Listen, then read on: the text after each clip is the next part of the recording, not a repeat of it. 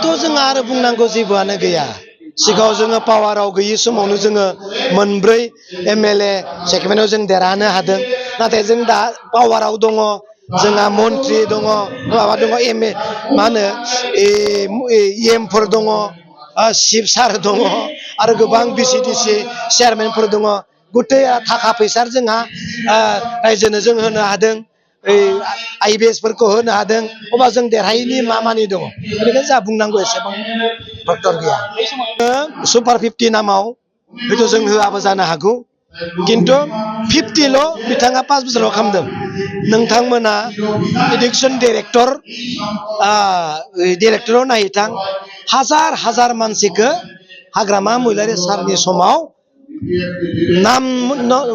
नामजों नङा मोनसे मिशनजों नङा नोङो 2 लाख 3 लाख 5 लाख बिब्दि होनानै नोङो आइएसनि थाखाय आइपिएसनि थाखाय एसएसनि थाखाय नोङो सोलोंथाइ होनायखौ नोंथांमोना नुनो मोनगोन दा बिब्दिनो प्रमद बर'आ मावदों बे नङा गोदोनिफ्रायनो हाग्रामा महिलारि मावबोनाय बेनिफ्राय बांसिन जों आरो मावनो थाखाय जों नाजागोन।